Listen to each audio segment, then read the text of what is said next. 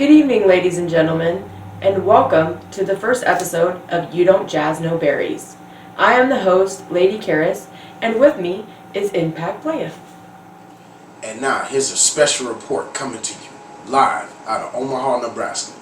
We would like to talk to you guys about a situation, to the best of our estimation, that has been swept under the rug. How many people out there remember my guy, James Scurlock? For those of you who don't remember who he is and need more information about my guy, James Scurlock, here we go. According to Wikipedia and other internet sources, he is a 22-year-old African-American man. He was gunned down in cold blood by Jacob Gardner, which, by the way, he is walking around free to this day right now. This murder occurred shortly after your boy George Floyd lost his life due to strangulation/suffocation with a knee on his neck for 8 minutes and 46 seconds. Now, let's take a moment to honor the fallen.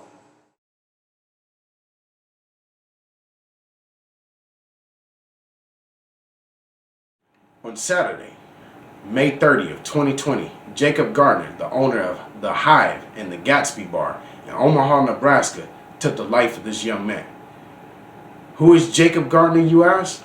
Well, I can't say I met him personally, but I, the Impact Player, visited his establishments back in 2012.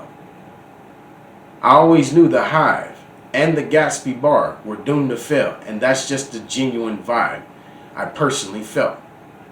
Besides the fact that he owns 2 bars, he is a 38-year-old man and a former Marine.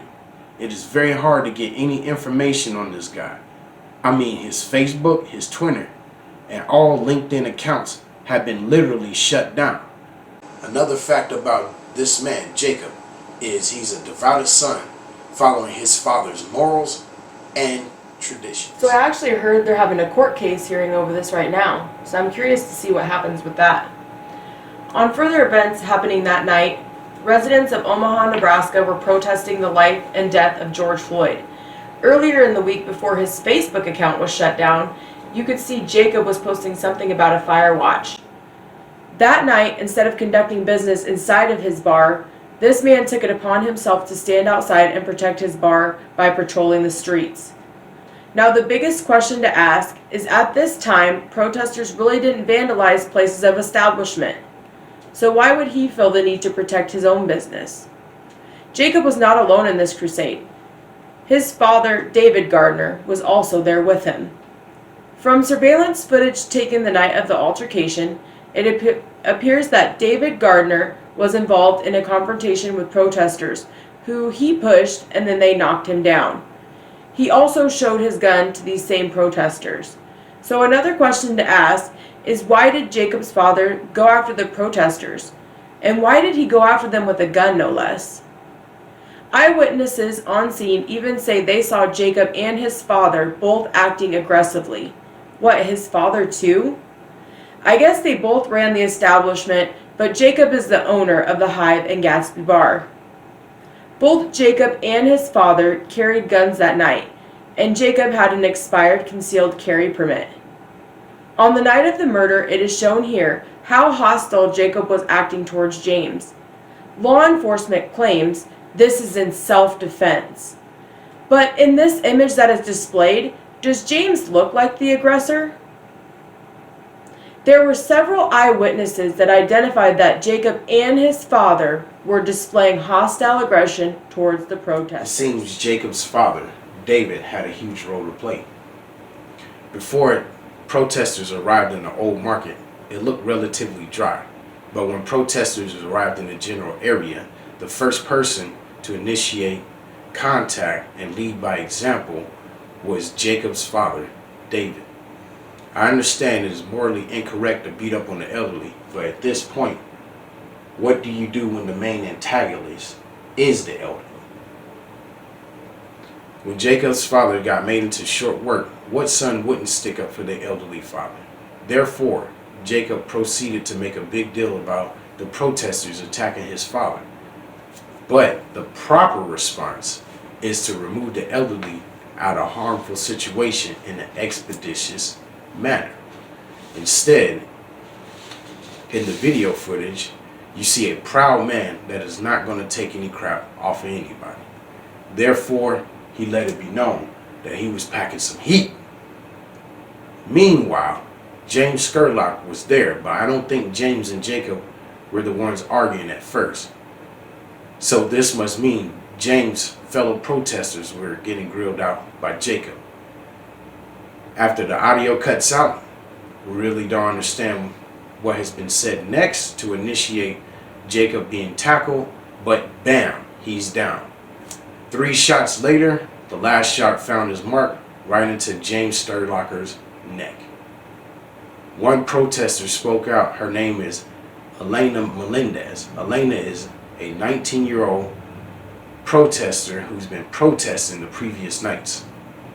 She stated that she thought Jake, like they knew each other, but she said she thought Jake was a threat and tried to wrestle the gun from him, although she was unsuccessful. Another eyewitness, Robert Fuller, who was on scene, saw the confrontation that led to David being knocked down. Jacob's father appeared to be the aggressor after 2 men shoved him before being brutally pushed down. And Jacob accused some of the protesters of being the culprits, but Fuller said he only looked at black and brown protesters, which Scurlock was one of them. None of the witnesses were able to reach the police except Melendez with her comments. So they couldn't reach anybody with the police department? No. I can't believe that. Right? Another quote from Melendez to Yahoo News. Nobody talked to me until after. They didn't try to talk to anybody at the scene. She was finally able to give her account to officers after Gardner was already in custody. Other witnesses say they too were not questioned by the police, who gave James medical aid at the scene. He died later at the local hospital. One white witness alleged that Jacob's father hurled racial slurs at protesters that may have led to the confrontation on the surveillance video. After James was shot, Jacob was taken into custody that night and questioned, but not arrested, and was released the next day. So the question here is, why were the witnesses never questioned when they could have provided more context to what happened? In the video, we can hear government officials say that they determined, but it's clear to see that Jacob and his father have retribution on their minds and in their actions. After a public outcry, Douglas County Prosecutor Don Kleen finally agreed to a grand jury investigation, but still says he believes his department was correct in releasing Jacob. Governor Pete Ricketts declared a curfew that night, 8 p.m. to 6 a.m., after these protests. The governor said that what began as a peaceful protest has become hijacked by protesters of violence. He has mobilized the National Guard to help bring peace back to Omaha, he said. The violence we've seen is wrong. First, we got to have peace, and then we have to have an orderly society. We have to have people be able to feel safe in their own homes. I've been talking to folks in the old market, and they're scared to death. Police Chief Todd Schmaderer said police made 51 arrests Saturday night. 51 arrests. In his quote, he states, "The National Guard will be embedded in the Omaha Police Department. This is the last thing I want. And that's not who we are. We do not want military occupation." 51 arrests were made that night. That's pretty crazy in the year 2020. It seems like we're not done yet, and that's sad to say. Schmaderer said the majority of those arrests were Caucasian suspects, and they are in the process of compiling information on those arrests. And the information will be released to the media, and the FBI will do a background check on all the suspects that were arrested. He also said all Omaha police officers are working 12-hour shifts because at one point in time, crowds grew up to 4,000 people. Now, Nebraska self-defense law states a defendant's use of deadly force in self-defense is justified if a reasonable ground exists under the circumstances the defendant believes that he or she is threatened with death or serious bodily injuries, even if the defendant was actually mistaken about the existence and extent of their danger. State versus Miller. So, was Jacob and David afraid for their lives? If you're looking for the answer to the question, it is right there on the video footage. You can clearly see David Gardner stepping away from the premises of his son's bar. A few moments later, Jacob steps away from the bar as well. According to Nebraska's law, which you can see it in federal law as well, it states that your life have to be in clear jeopardy in order for killing to be considered in self-defense. So there was really over 4,000 people in the crowd that night? That's crazy, but that's a really good turnout. Let's talk about some data that was obtained from the Omaha Police Department through a public records request. The record shows that Omaha Police Department sided with complainants about only 18% of the time, from 2013 to 2020.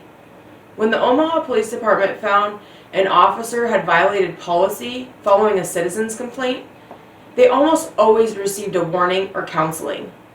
Rarely was an officer suspended or fired. As you can see by the chart here, only 0.5% of officers that had complaints filed against them were actually removed from the unit, where a whopping 49% only received counseling.